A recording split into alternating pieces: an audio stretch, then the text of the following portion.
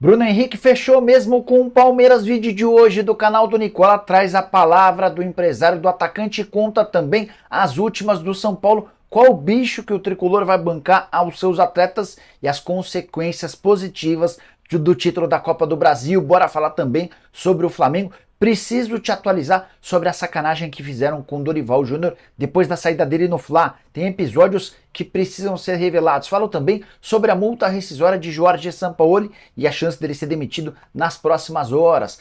Além das últimas do mercado, bastidores, finanças e muito mais. Tudo isso a partir de agora. Antes, deixa eu só me apresentar. Me chamo Jorge Nicola, jornalista esportivo, e o objetivo por aqui é deixar você por dentro de tudo que está rolando com o seu clube do coração. Para não perder nada, é só apertar esse botão vermelho de inscreva-se. Combinado? Bora começar o vídeo com o tradicional giro de notícias, e a primeira informação é uma curiosidade sobre o goleiro Rafael, que foi muito bem na partida contra o Flamengo nesse domingo no Morumbi e faturou seu quarto título da Copa do Brasil. É bem verdade que esse foi o único em que ele foi de fato o protagonista, titular absoluto e muito decisivo. E um dos outros títulos, dos outros 3 títulos, ele chegou a atuar com bastante frequência, vestindo a camisa do Cruzeiro nas 2 conquistas a mais, aí sim papel de pouco destaque. Bora falar agora sobre o bicho do São Paulo, falar agora sobre o Flamengo, que humilhou o empresário do Dorival Júnior e por consequência também o Dorival. Bora explicar esse contexto, até porque hoje é o dia seguinte a uma vitória absolutamente acachapante do Dorival em relação ao Flamengo. Só para retomar o tempo, voltar no tempo no caso, né? O Flamengo anunciou que o Dorival Júnior não continuaria para a temporada de 2023 no dia 26 de novembro do ano passado, tá? No dia 20 de outubro, o Dorival havia sido campeão da Copa do Brasil. No dia 30 de outubro, ele ganhou a Libertadores da América. O Campeonato Brasileiro terminou em 13 de novembro. Então, em 20 de outubro, Copa do Brasil. 30 de outubro, campeão da Libertadores. 13 de novembro, acaba o Campeonato Brasileiro. Do dia 13 ao dia 26, foram várias tentativas de Edson Codor, que é empresário do Dorival Júnior, de fazer um acordo para a prorrogação do contrato do Dorival. O vínculo entre Flamengo e Dorival se encerraria em 31 de dezembro do ano passado. Dorival ganhava 800 mil por mês e exigia um reajuste salarial, até por conta dos 2 títulos. O problema é que o Flamengo nem chegou a abrir negociações. Teve um episódio que eu queria dividir com vocês, que para mim é absolutamente marcante. Marcos Braz e Bruno Spindel sugeriram que o Edson Codor, que mora em Araraquara, fosse a São Paulo para que eles pudessem se encontrar. O Braz e o Spindel tinham um compromisso em São Paulo e se encontrariam com o representante para tentar fechar um acordo. O Edson Codor saiu de Araraquara, foi até São Paulo, ficou hospedado no hotel por 3 dias e nem sequer teve a oportunidade de se reunir com os dirigentes. Marcos Braz e Spindel alegavam uma série de coisas. A gente está resolvendo uma coisa aqui, tem um outro problema ali. Estamos tentando falar com o Rodolfo Landim. O presidente do Flamengo estava assistindo a Copa do Mundo lá no Catar. No final das contas, o Edson Codor, irritado, voltou para Araraquara sem nem sequer se reunir com os dirigentes do Fla. Depois surgiu a notícia de que o Flamengo não estava negociando com o Dorival porque tinha conversas em andamento com o Vitor Pereira, assim que o técnico português que havia deixado o Corinthians fechou com o Flamengo. Aí o Flamengo procurou o representante do Dorival, no caso o Edson Codor, para afirmar que não tinha interesse na renovação do contrato. E aí o tempo passou, Vitor Pereira não ganhou absolutamente nada no Flamengo, Jorge Sampaoli também não ganhou nada e o Dorival se sagrou bicampeão da Copa do Brasil, justamente em cima do rival. E aí, só para vocês entenderem um pouquinho da grandeza do Dorival, assim que a partida termina, empate 1-1 e título do São Paulo, o técnico do Flamengo, Jorge Sampaoli, vai pro vestiário. Nem sequer cumprimenta os atletas e nem fica para receber a medalha de prata. Já o Dorival Júnior, como campeão, faz questão, obviamente, de cumprimentar todos os seus jogadores e também de cumprimentar os jogadores do Flamengo. Ele meio que consolou os dirigentes do Flamengo, até porque o técnico do Fla não estava em campo para fazer isso, nem os dirigentes rubro-negros, que costumam aparecer apenas na boa.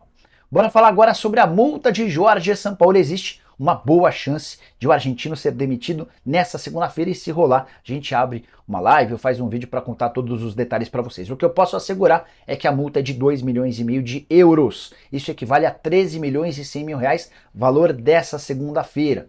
E aí o Sampaoli, em caso de demissão, vai se juntar a uma lista extensa de técnicos que têm recebido ou que receberam nos últimos anos bastante grana com multa rescisória. Nessa lista estão, por exemplo, Vitor Pereira, Domenech Torrent, Rogério Ceni, enfim. Assim que confirmada a demissão do Sampaoli, a gente traz detalhes e esse valor certinho para vocês, tá? é importante contar que nem o presidente Rodolfo Landim, que era o único que bancava o Sampaoli, segue convicto de que a permanência do argentino é a melhor escolha. Já era certo que o Sampaoli não ficaria para a próxima temporada. Imagino que o Flamengo deva estar acelerando o processo de busca de um outro técnico para que possa terminar a temporada com um comandante diferente. O nome do Tite, tenho contado para vocês, é o preferido dos dirigentes rubro-negros. Importante contar que no vestiário, depois da derrota, no momento em que os jogadores foram ao vestiário, o Sampaoli chegou a se desculpar por não ter conseguido fazer eles renderem melhor, mas também disse que os atletas não aproveitaram o melhor do Sampaoli. E o Sampaoli adotou um tom de despedida. Foi essa a impressão que os jogadores tiveram, a forma como ele se comunicou, meio que prevendo a sua saída. O Sampaoli assegurou na entrevista coletiva que não pedirá demissão. A frase é a seguinte: isso é com o presidente. Cheguei num clube em crise depois de ter perdido 4 finais e em situação complicada na Copa do Brasil, porque tinha perdido do Maringá. Nesses 5 meses, me dediquei 24 horas por dia para trocar essa realidade. Ele pode ter se dedicado, mas não conseguiu, né, Sampaoli? Seu trabalho no Flamengo é dos piores. Só mais uma informação. Muros da Gávea pichados, com protestos contra Landim, Braz, Gabigol e elenco. E o Márcio Braga, um dos ex-presidentes do Flamengo, abriu um processo de pedido de impeachment contra o presidente Rodolfo Landim. O bicho está pegando no rubro-negro. Quero fechar o vídeo para falar sobre a chance de Bruno Henrique se tornar jogador do Palmeiras. Nesse domingo, Benjamin Bach, em seu programa na CNN, afirmou que tem informação de que as negociações para que o Bruno se torne atleta do Palmeiras estão praticamente fechadas. Vou ler a frase que o Benjamin usou. Abre aspas. A informação que eu tenho é que o Bruno Henrique já acertou com o Palmeiras. O que eu recebi é que ele pediu 2 anos de contrato no Flamengo e o Flamengo não quis. E o Bruno vai jogar no Palmeiras em 2024, fecha aspas. O que eu fiz? Entrei em contato com o Denis Ricardo, empresário do atleta, para trazer exatamente a realidade para vocês. Primeiro, contextualizar. O contrato do Bruno com o Palmeiras ou com o Flamengo se encerra em 31 de dezembro. Ele ganha 1.250.000 por mês. O Flamengo ofereceu a manutenção do salário e a prorrogação do contrato por 1 ano. A informação que eu tenho é de que o sonho do Bruno Henrique era de assinar por 4 anos. Além de ter um aumento salarial, o Flamengo e o Bruno Henrique não se acertaram. Diante disso, vários clubes começaram a buscar informações e abrir conversas com o Bruno Henrique. Ninguém só busca informações. Se o clube tem interesse, já começa a negociar.